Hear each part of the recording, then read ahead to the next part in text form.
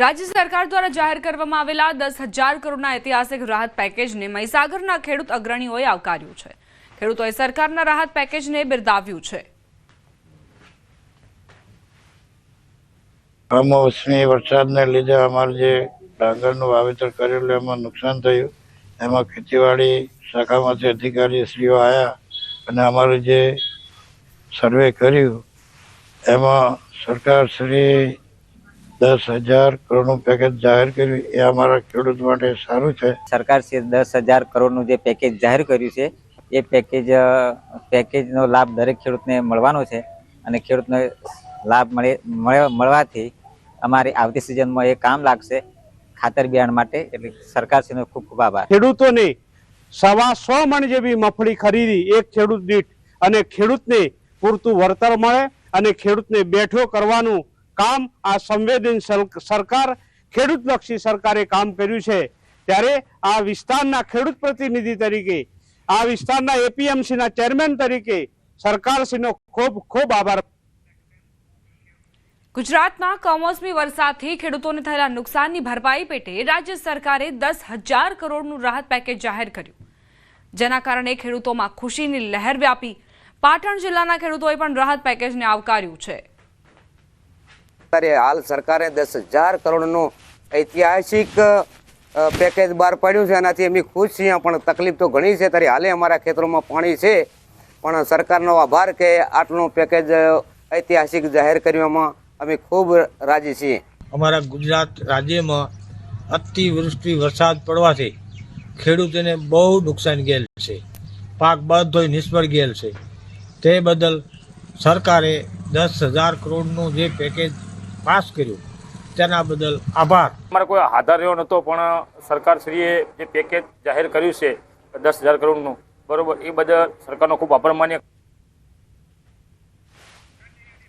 રાજ્ય સરકારે જાહેર કરેલા ઐતિહાસિક કૃષિ સહાય પેકેજને રાજકોટના ખેડૂતોએ વધાવ્યું છે। લોધિકા ખરીદ વેચાણ સંઘના ચેરમેન નરેન્દ્રસિંહ જાડેજાએ આ નિર્ણયને ખેડૂતલક્ષી ગણાવ્યો। તેમણે કહ્યું કે આ પેકેજથી ખેડૂતોને મોટો લાભ મળશે। આ સહાયથી ખેડૂતો ફરી શિયાળુ પાક માટે તૈયાર થઈ શકશે। અમારા તાલુકામાં 3 ખરીદી કેન્દ્ર શરૂ કરેલ હોય અને સરકારની આ ઝડપી કામગીરીને અમે અભિનંદન આપીએ છીએ।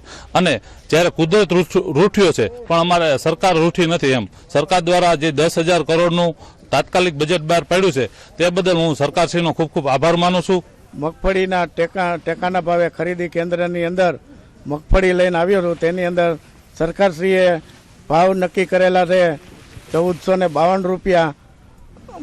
એની અંદર ખેડૂતો બધા ખુશખુશાલ છે।